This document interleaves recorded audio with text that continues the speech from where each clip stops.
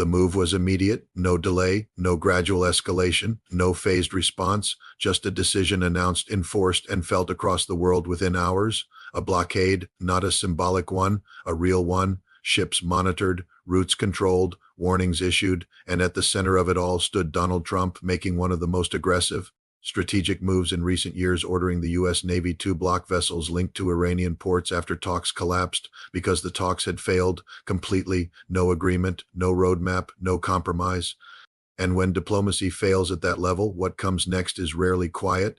The decision to impose a blockade on the Strait of Hormuz was not just about Iran, it was about leverage, because that narrow stretch of water carries roughly a fifth of the world's oil supply, and controlling access to it means controlling pressure on the global economy. That's why the move was so explosive, because it didn't just affect one country, it affected everyone. And within hours, the reaction began, not with one unified voice, but with many.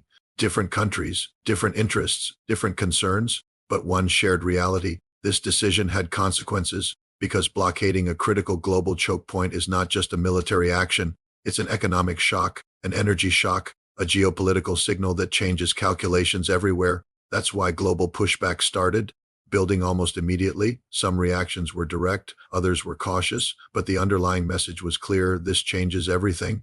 Because for countries that depend on oil flowing through the Gulf, stability in the Strait of Hormuz is not optional, it is essential. And when that stability is threatened, even indirectly, governments are forced to respond.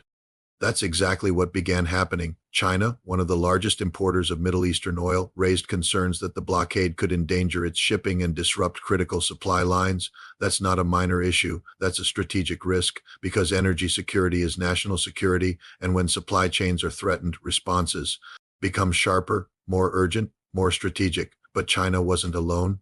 Across Europe, reactions were more complex. Some leaders expressed concern about escalation.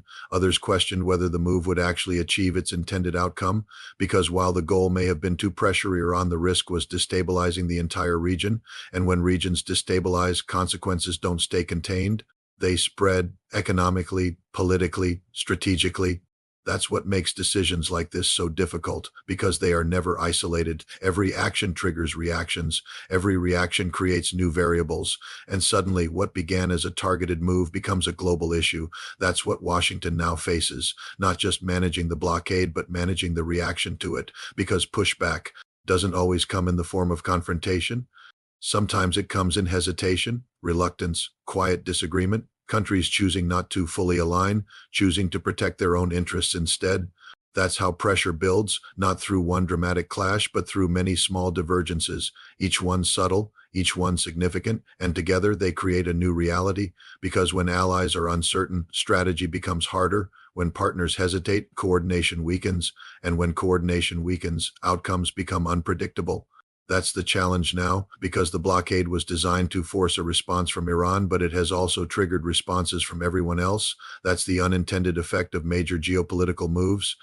They don't just affect the target, they affect the system, and the system is reacting, because even as the blockade was being enforced, cracks began to appear. Reports indicated that some vessels linked to Iranian trade were still managing to pass through the strait, using alternative routes or exploiting gaps in enforcement. That raises questions about effectiveness, about sustainability, about whether the strategy can hold under pressure, because enforcement is not just about presence, it's about consistency.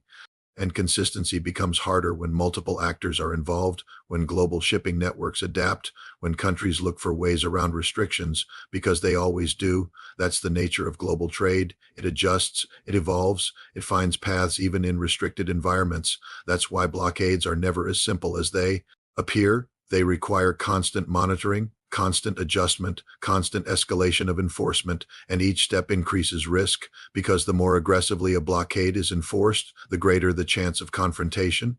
And confrontation is exactly what many countries want to avoid. That's why pushback isn't just political, it's practical, because every country must now ask, what does this mean for us? For our economy, for our energy supply, for our stability? Those questions don't have easy answers, and that's why reactions are mixed. Some support the pressure, others fear the consequences, others try to stay neutral while quietly adjusting their strategies behind the scenes. That's the reality of a multipolar world. No single narrative, no single response, just a complex web of interests, all reacting in different ways to the same event, and at the center of it, Washington, trying to manage not just the situation, but the perception of the situation, because perception matters. If the blockade is seen as effective, it strengthens leverage. If it's seen as destabilizing, it increases resistance. If it's seen as uncertain, it creates hesitation. That's why messaging becomes so important, because in modern geopolitics, narrative is power, and right now that narrative is being contested. Because while the U.S. presents the blockade as a necessary step, others see it as escalation, as risk, as a move that could push the situation closer to confrontation rather than resolution. That's the core of the pushback, not just disagreement, but concern that the situation could spiral, that one move could trigger another, that escalation could become difficult to control. Because history has shown that once pressure builds too far, it becomes harder to reverse. That's the danger now, because the system is under stress, economic stress, political stress, strategic stress, and when multiple forms of pressure combine, the margin for error shrinks. That's when small incidents matter more: a ship intercepted, a warning misunderstood, a movement misread. Each one has the potential to escalate. That's why the next phase is so critical, because what happens next will determine whether this remains controlled or becomes something larger. Will there be renewed attempts at negotiation? Will back-channel diplomacy reopen communication? Will pressure lead to compromise or resistance?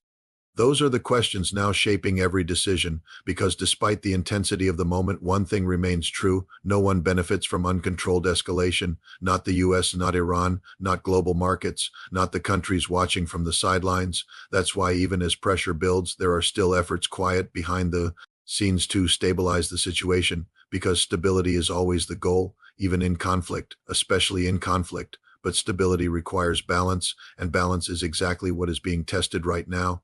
Because the blockade has shifted that balance, it has changed expectations, changed calculations, changed the way every actor in the system approaches the situation. And once those changes occur, the system doesn't simply reset, it adapts, it evolves, it moves forward into a new phase. That's where things stand now, not at resolution, not at full escalation, but somewhere in between, a space defined by uncertainty, by pressure, by competing strategies unfolding at the same time.